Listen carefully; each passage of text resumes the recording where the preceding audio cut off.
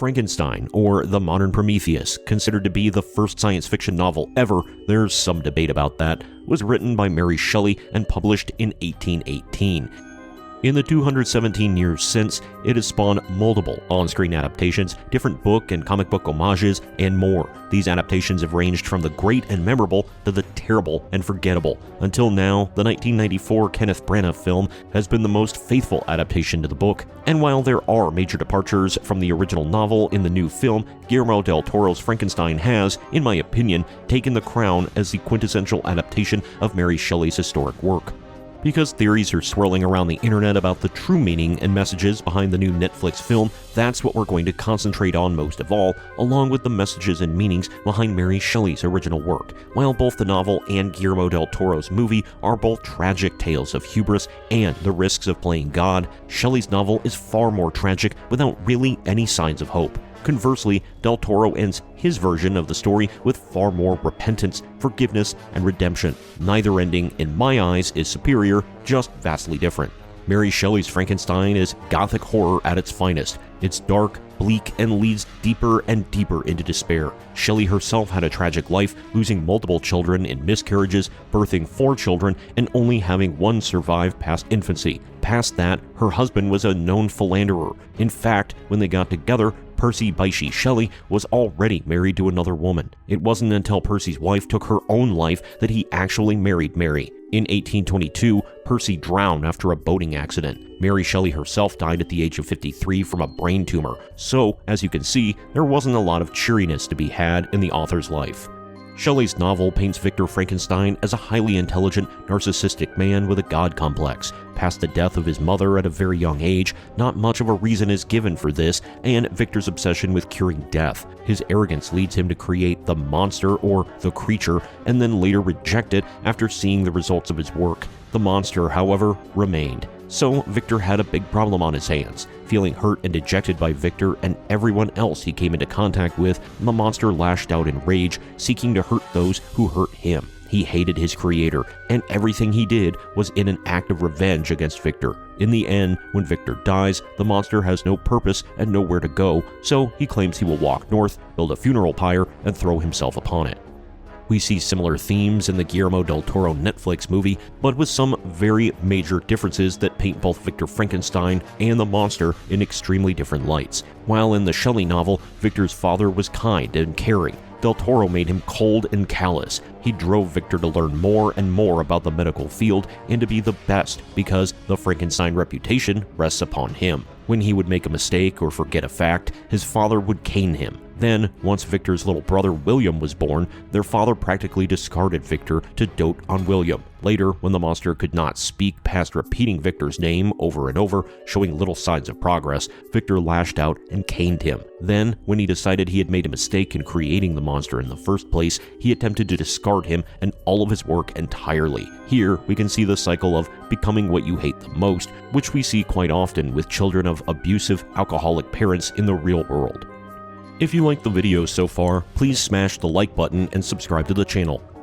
When Victor sees his brother's fiancée, Elizabeth, seemingly loves and cares for the monster while holding contempt for Victor, his arrogance again kicks in the form of jealousy. How dare Elizabeth choose his creature instead of him? Why would she love this hideous, stupid oaf instead of the brilliant Victor Frankenstein? That also contributes to Victor's resentment and hate for his monster. In the book, there are quite a few victims of the monster who fell prey to his revenge campaign against Victor Frankenstein. In the Guillermo del Toro movie, however, the only people that the monster kills are out of self-defense. The people who die around Victor and the monster himself, leading to both of their descents into despair, all die in accidental, unfortunate ways, but they were not purposely killed by the monster. This paints the creature in a much more sympathetic light, while making the audience hate Victor more for putting others in these situations. The monster can see this and knows that he is alone and suffering only because of Victor Frankenstein. This leads him to feel nothing but hate and rage towards Victor, much like in the novel. Victor's narcissism yet again takes over, and he blames the monster for his miseries, even though it was Victor himself who caused it all. While this makes sense in both the book and the Netflix movie, it feels far more powerful in the Guillermo del Toro film. You could see why, in the book, Victor could and would still blame the monster for all of the deaths around him, because the monster did, in fact, kill those people with his bare hands. Their deaths, ultimately, were caused by Victor creating and then neglecting the creature, but you could also see the mental disconnection more easily for Victor. In the Netflix film, however, the monster never directly killed anyone. In fact, he never even wanted those people to die. Their demises were all due to the situations they were put in by Victor. It was quite clearly his fault, but his arrogance won't allow him to take responsibility.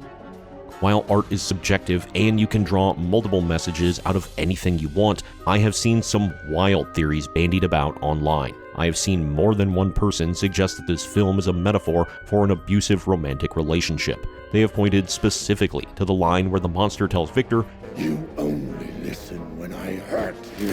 And they bring up about how the monster longs for love and companionship from Victor, but Victor, who once loved the monster, now rejects and abuses him. But then the tables get reversed in the film, so I think that metaphor completely falls apart with only the slightest modicum of scrutiny and critical thinking. To me, quite obviously, the story was about allowing yourself to give in to grief and hate, disregarding the idea of wrong versus right, and becoming a monster and your own worst enemy. The tagline for the film was literally, "Only monsters play God." For nothing more than his own ego, Victor Frankenstein wanted to beat death and create life like God himself, or as the tagline of the novel suggests, the modern Prometheus. Besides that, Victor created the monster, recognized himself as the monster's father, and then rejected him and disregarded him once the creature didn't behave exactly as Victor wanted. In return, after shirking his responsibilities, his own creation came back to ruin Victor's life. That's quite the metaphor for abusing and neglecting your child, so they grow into a monster who wreaks havoc upon you and the world. This holds up when you think about the cycle started by Victor's own father, but eventually broken, one hopes, at the end of the film. Regardless of your thoughts, the film itself is a masterpiece. Guillermo del Toro was the absolute perfect person to direct it. The sets feel dark and gritty, but also real and not over the top with their gothic aesthetic. As I mentioned, there are very big deviations from the source material, which take the story in a different direction, but it still feels very much like Frankenstein. Much like Prometheus, Victor Frankenstein sought to create life and then give that life meaning. Unlike Prometheus, he rejected his own handiwork, but in the end, much like Prometheus, he was sentenced to torment for his transgressions. Have you seen Guillermo del Toro's Frankenstein? And what do you think that the true meaning of the film was? Let's have a conversation down in the comment section. This is 3PC, Past Present Pop Culture. Thank you for watching, and I'll see you in the next video.